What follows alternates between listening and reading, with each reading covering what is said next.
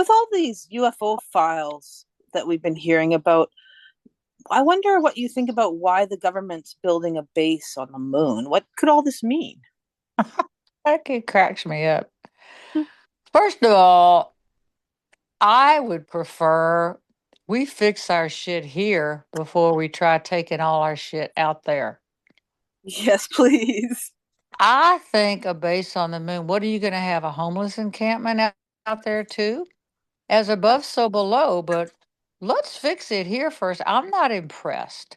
However, it is a step forward and a move forward. My concern is that it will be used for commercialism and shooting warheads and this and that.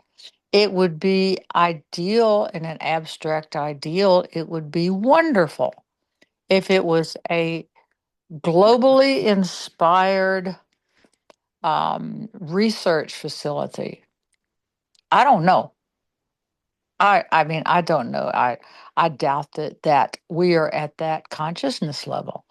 I'm not sure we can do that, but we'll see. But it is a step forward. It's kind of cool in a way. Maybe we can have latte stands up there too. I love the idea. It's so inspirational to think of it as a universal research station. But you're so right that what's probably going to happen is a race to take whatever resources are available. I can just see, the Starbucks on each side of the moon. When I asked my sources about it, the so-called what you guys call aliens about it, they said, "Look, what humanity doesn't get yet is that the body that you have, this precious blood bag vehicle that you live in, this specific humanoid form is made for Earth. It responds to electromagnetics, electronics, chemical, physiological processes as you interact and even walk upon the earth, the gravity field, the atmosphere. To live out there, you will have to recreate that. You're not there yet. You can't even go into space and keep from losing bone mass and muscle mass. So that's a very specific thing. Most of what you call aliens, and I'll call them that just to be kind, they are etheric in matter, which means that in order for you to see them, they have to do what we call drop frequency. Through consciousness, they start collecting matter into their atomic structures to where they become what? Visible. The five senses of humanity, visible. You can hear them if they're speaking, see them, touch them. It is much easier, from what they tell me, to drop frequency than for humans to raise ours to the etheric. You can't do it. You cannot do it. The closest they say we get to it is intuition, and most people are not intuitive. What most people are is they have an ability of psychic awareness, but your intuition comes from your soul. And for example, the beings that live on Mars, Mars is 3 million years ahead of Earth. You can go to Mars and you'll see a big red dead physical planet, but it's teeming with life. There are people there, there is life there, but not in the physical. In humanity, we can test um, solid, liquid, gas, physical gas. You can see x rays, but you need technology to see that. But these beings, these people from all planets in our solar system, let's just start with that. Yeah, our home base here.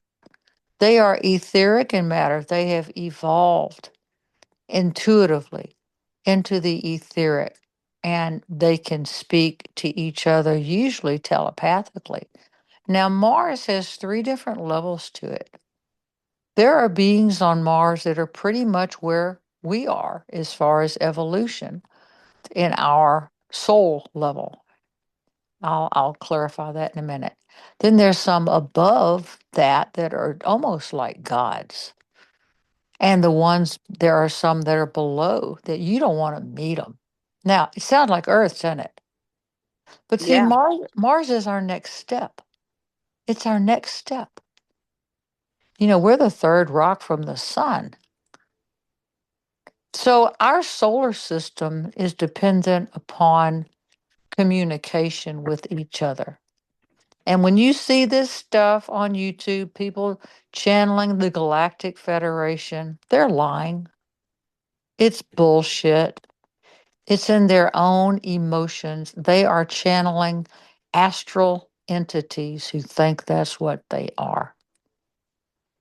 They want you to think that they are godlike and they're important and they're galactic messengers. There's even people on there that say they're Maitreya or Master Maitreya, Sister Maitreya. You're lying. You're lying.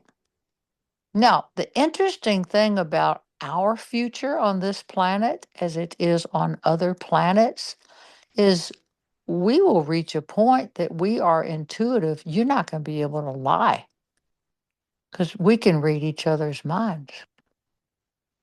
We are a ways away from that.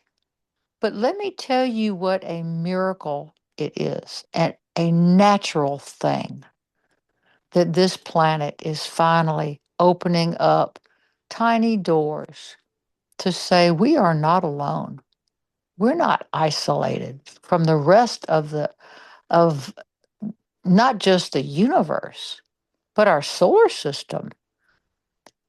What you call the ships have been here from the beginning of time. Different ways, different phases, 18.5 million years of this stuff. But since the 1940s, when we developed nuclear fusion, fission, and we almost destroyed our planet, we've come very close. Now, we're not allowed to do that because it'll disrupt our whole solar system. You're not allowed to do that. So there's been a lot of ship activity since the 40s. I could go on and on about that, but I'm not. But I can guarantee you, I stake my life on this statement. No one's ever been abducted, ever, because you're not allowed to do something against people's free will. And these high beings hold that sacred. That's why the masters and your higher beings, your guidance, will not just help you out of the blue because you didn't ask. So your consciousness, it doesn't create reality. Don't believe it when people say consciousness creates reality. This is a statement. Consciousness is reality. Ray Hernandez and I used to talk about this. Oh my God. And when you have people with the intelligence and balanced emotions of Ray Alessandro, Rupert Sheldrake, Rhaenyra Hernandez, these scientists saying not only are these ships real, they're not unidentified anything. They're exactly what they look like. Come on, people. These are your brothers and sisters. They love. If they wanted to hurt you or destroy you, it would have already happened. It would have happened. So the fact that we are releasing small little tidbits of information, the UFO files, why are you depending on that? Ask yourself, why would I depend on looking at things the so called government releases to prove this when you already know it's so? Why would you do that? Is it important? It's very important. What we were hoping would happen when these files was released was that it would engender curiosity on a global scale, but it didn't. Nothing happened. So now the American government, and Trump is the one that has allowed this to happen. He's futuristic. I have seen his astrology chart. This is a very loving man, highly egotistical, but so what? Maybe that's what it takes. But this man says the people need to know. But it's a tiny, tiny fraction of truth. What you are headed to is the normalcy of seeing ships come and go, the delight in seeing light ships, some the size of cities. There are ships the size of this earth. There are little personal carriers, there are transports, there's all kind. You will look up in the sky and go, oh, look, that's a Jupiterian ship. It was in the news last week that the Jupiterians are going to bring this or that, whatever, from the depths of the ocean that will help this or that. These people, these human type beings, and they are humanoid, they look like people. Everyone in our solar system looks like a person. A person. When you see these people, you'll be able to tell what planet they're from eventually.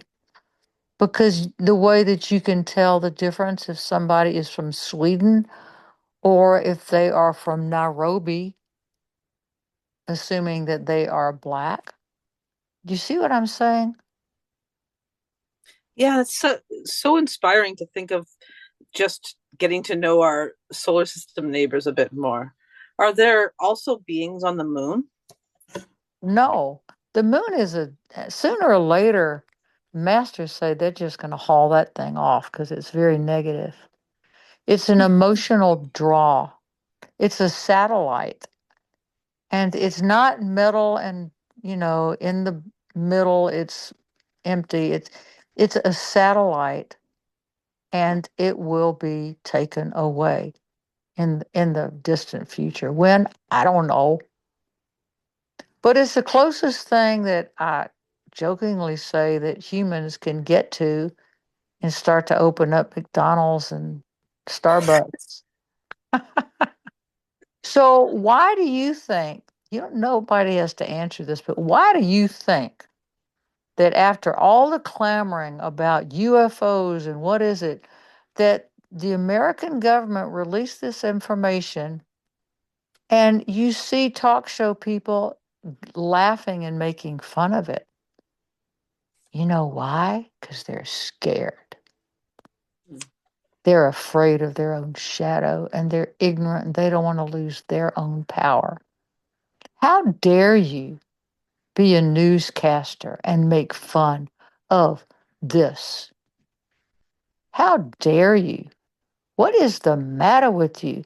Because you will be taken down egotistically in the future, in the dead of night, when you wake up thinking about what a frigging idiot you are to make fun of this and not say, look at what Ray Elizondo has said. Be curious, people. This is fact. And it's as normal as you getting in your car and going to the grocery store.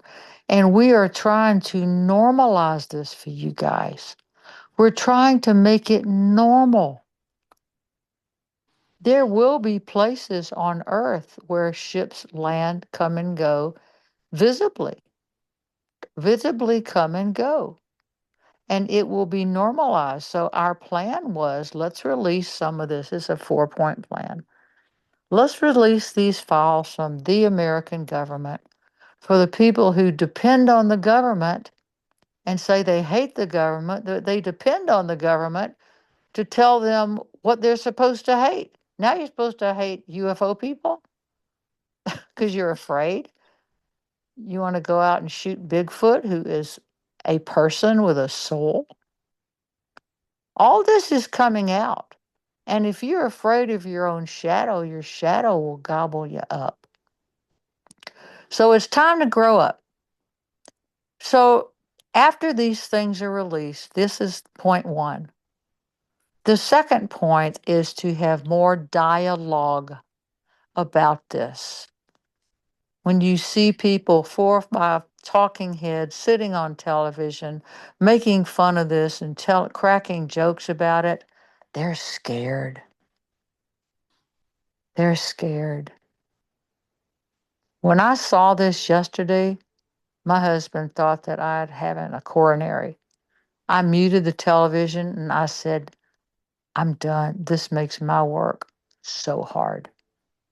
I was angry. I felt my heart rate go up. I was grieving. I felt like crying.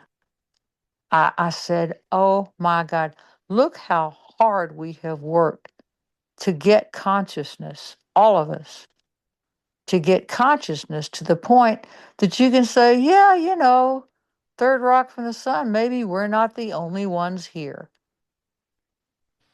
So that's step one and step two. Step three is that you're going to see more ships in the sky. You're going to see so much of it come and go, and nothing is going to happen. Nobody's sending death rays down to eat your dog. No lizard people are coming to grab you in the middle of the night. It's not going to happen. Now, have people been taken upon ships and had experimentation done? Yeah, they have. Why? Because they agreed to it on some level. What do you think of that? But I don't remember. I wake up and I've got all this pain and this. Well, you agreed to it because probably those are your people. You are seeded from other places. And you came here to experience Earth for the thousands and thousands of years it takes to go through Earth school. Thousands of years.